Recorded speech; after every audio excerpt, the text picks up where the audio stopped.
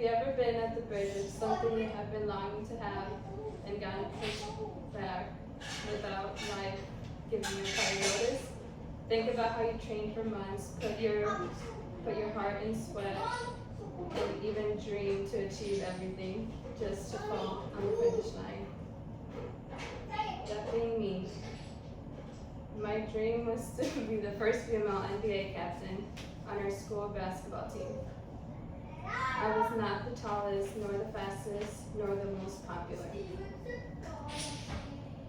However, I was determined the most. All the early mornings, all the weekends I was just forced to miss, and all the sore muscles were my silent plea to see that I could and I will. I had my set armor on, determination. However, what I never understood was that resilience was not about not falling, but about how many times you come back up after you fall. This is not an overnight story, success story, but it's a story about how silence helped me rise back up stronger. It was my second year of trying out for the varsity team. I remember Coach Andrews. His voice was stern and fair at the same time. His catchphrase was always go hard or go home.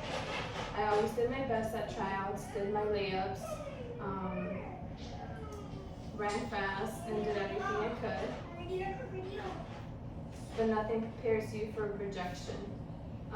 I remember the day of the postings for the team, and I remember pushing everybody like it was college admissions day.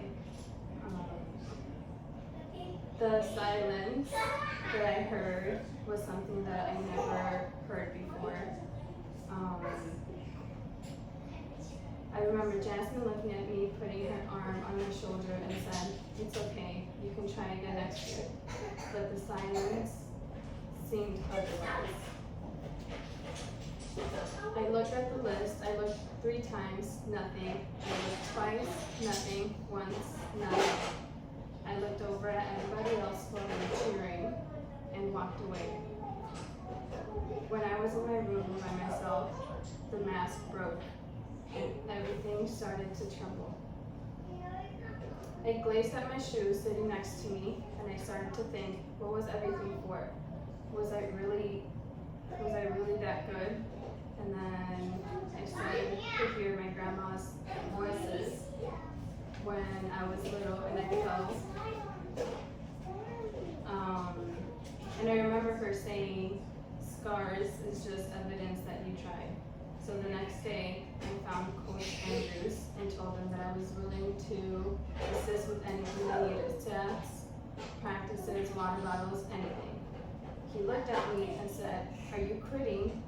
I looked at him back and I said, "Quitting is the easy thing to do, and I'm not easy." So the next day, I showed up and I helped with anything that they needed. The players were never by themselves after a hard loss, and it was sure to say that the next semester, I did not only make the team, but I became the team captain.